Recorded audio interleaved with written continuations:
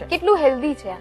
Healthy ખૂબ જ છે હિમાલી, બટાકા પૌવા કરતા વધારે કહી શકાય, કારણ કે આની અંદર પૌવાનો સૌથી વધારે ઉપયોગ કરેલો છે. પૌવામાંથી આપણને આયર્ન મળે છે અને પ્લસ આપણે જે પૌવા બનાવીએ, કાંદા પૌવા છે કે બટાકા પૌવા કંઈ પણ, એમાં જે તેલની ક્વોન્ટિટી મૂકવામાં આવે છે, કારણ કે સરખું તેલ મૂકે તો જ એ પૌવા સારા બને છે. તો એના કરતા બહુ જ ઓછા તેલમાં આ ડીશ આપણે બનાવી શકીએ છીએ. પ્લસ આની અંદર આપણે છાશનો પણ ઉપયોગ કરેલો છે. ઓકે, એટલે બહુ જ બધા સરસ ઇન્ગ્રેડિયન્ટ્સ લીધા છે.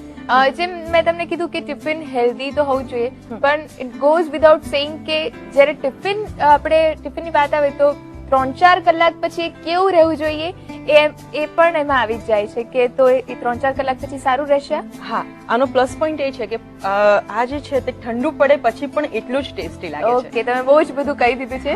વાનગી વિશે હવે શીખવી દો અને ઇન્ગ્રેડિયન્ટ્સ પહેલા તો કહી દો. અને આની અંદર આપણે પૌવા લીધેલા છે, એની સાથે રૂટીન મસાલા જેમ કે આદુ મરચાની પેસ્ટ, તેલ, હળદર, હિંગ, લાલ મરચું છે અને વઘાર માટે આપણે રાઈ, તલ, કડી પત્તા અને મોળા મરચા લીધેલા છે. તો ઉષ્માબેન, ઓલ ધ બેસ્ટ. રસોઈ શોની તમારી જર્ની શરૂ થાય છે, હવે સ્ટાર્ટ કરીએ. શ્યોર. તો સૌથી પહેલા શું કરીએ છે? ફર્સ્ટ ઓફ ઓલ હિમાલી, આપણે ગેસ ચાલુ કરીએ અને એક નાની ચમચી તેલ ગરમ કરશું. અચ્છા.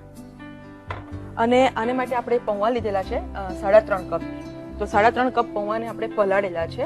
તો પલાળીએ ત્યારે પૌવા બનાવતા હોય ત્યારે આપણે ધ્યાન એ રાખીએ કે બહુ પલળવા નહીં દઈએ, જસ્ટ આપણે પાણીમાં નાખીને એને સ્ટ્રેન કરી લેતા હોઈએ છે. તો આની અંદર આપણે 2 થી 3 મિનિટ માટે પલાળી રાખીએ તો વાંધો નથી, કારણ કે વધારે સોફ્ટ થશે તો આ ડીશ વધારે સારી બનશે. અચ્છા. તેલ ગરમ થાય એટલે આપણે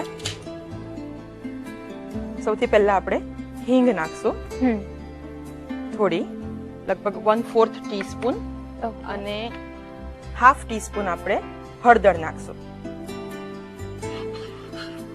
અત્યારે જે ક્વોન્ટિટીમાં તમે સામગ્રી લીધી છે, છેલ્લે કેટલા સર્વિંગ અથવા તો કેટલા ટિફિન બોક્સ આપણે રેડી કરીને આપી શકીએ? આમાંથી લગભગ 4 ટિફિન બોક્સ રેડી થશે. અચ્છા. હવે જે પૌવા પલાળેલા છે એને આપણે આની અંદર એડ કરશું.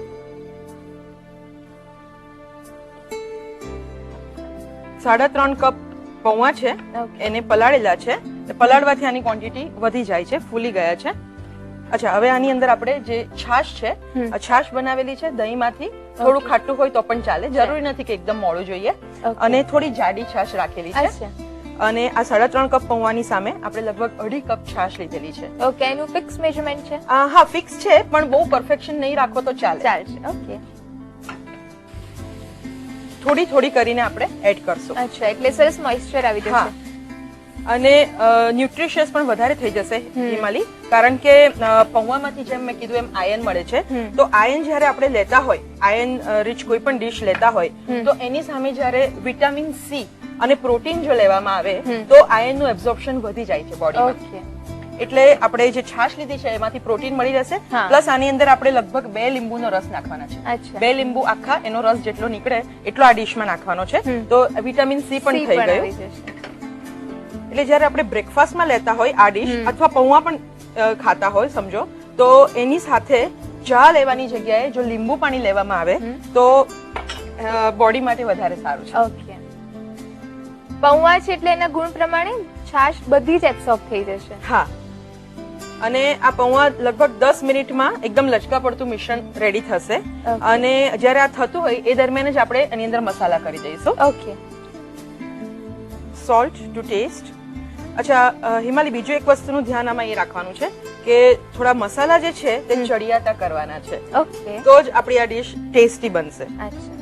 તીખાશ પ્રમાણે આદુ મરચા એ પણ થોડા આગળ પડતા? હા, 1.5 ચમચી, 1.5 મોટી ચમચી, 1.5 ટેબલ સ્પૂન.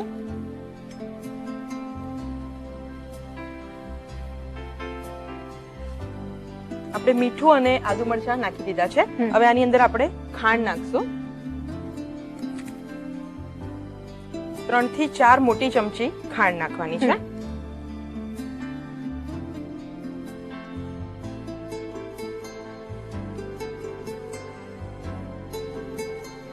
લાગે છે મિક્સચર બધું ભેગું થઈ ગયું છે. હા, અને લાસ્ટલી આપણે આની અંદર જેમ મેં કીધું કે પૌવાની સામે આપણે વિટામિન સી લેવાનું હોય છે, એમ 2 લીંબુનો રસ આમાં એડ કરશું.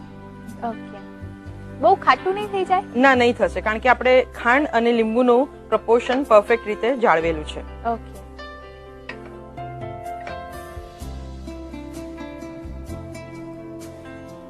આ રેડી છે.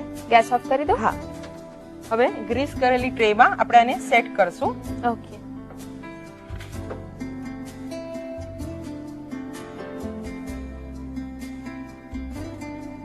હવે આપણે આને આ રીતે લેવલ કરી ઇવન, દઈશું. હા, સરસ. લેવલ સરસ કરી દઈએ. હવે હિમાલી વઘાર માટે આપણે તેલ નાખશું, લગભગ 2 થી 3 મોટી ચમચી. ઓકે. જરૂરિયાત પ્રમાણે લઈ શકાય. ઓછા તેલમાં કરવું હોય તો 1 ચમચીમાં પણ થઈ શકે. અચ્છા. તેલ ગરમ થાય ત્યાં સુધી આજે આપણે મિશ્રણ અહીંયા ઠારેલું છે એની ઉપર જો લાલ મરચું થોડું સ્પ્રિંકલ કરવું હોય તો કરી શકાય, ઓપ્શનલ છે. અચ્છા.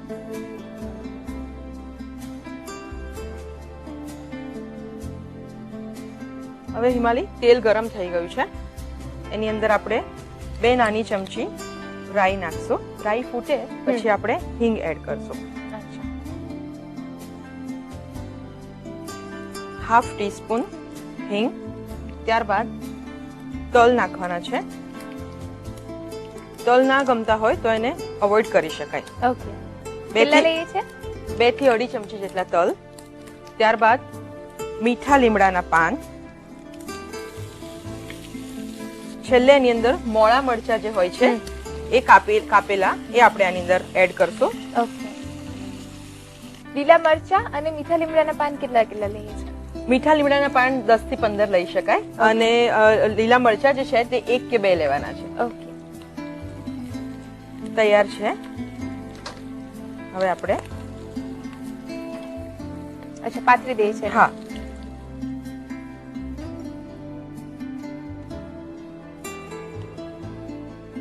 હવે શું કરીએ છીએ અને પછી આટલું બધું પ્રિપેર કર્યું પછીથી હવે આને 5-7 મિનિટ આપણે ઠંડા કરશું અને પછી એના સારી રીતે પીસ કરી શકાય. 5 થી 7 મિનિટમાં જ થઈ જાય છે? હા, થઈ જશે.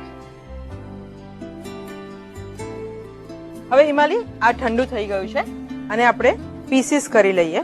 ઓકે.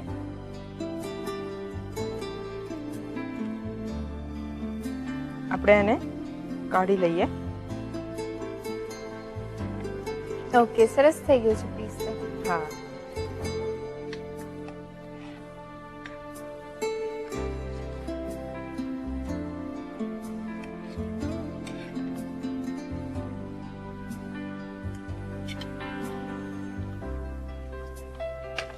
આપણે સર્વ કરીએ.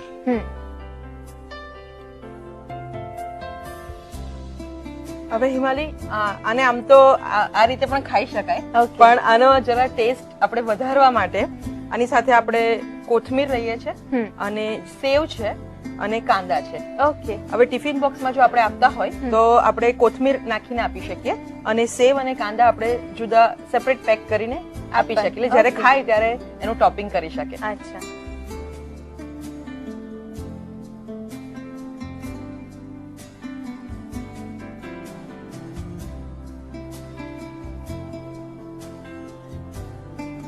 ઝીણી સેવ લીધી છે. હા,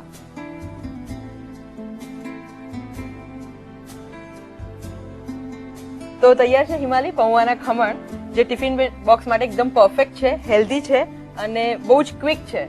કેટલા કલાક સુધી એઝ ઇટ ઇઝ સારી રહે છે? એક દિવસ 24 કલાક સારી રહે છે. ઓકે, એટલે ટિફિનમાં ભર્યું તો કોઈ ટેન્શન નહીં કે છેલ્લે ત્યાં જ્યારે ખોલશે ત્યારે કેવું થશે? હા, કોઈ ટેન્શન નથી. ઓકે. અને આને ફરીથી ગરમ કરવું હોય તો પણ માઇક્રોવેવમાં આપણે પીસીસને લગભગ 30 to 40 સેકન્ડ માટે એને રીહીટ કરી શકીએ. ઓકે.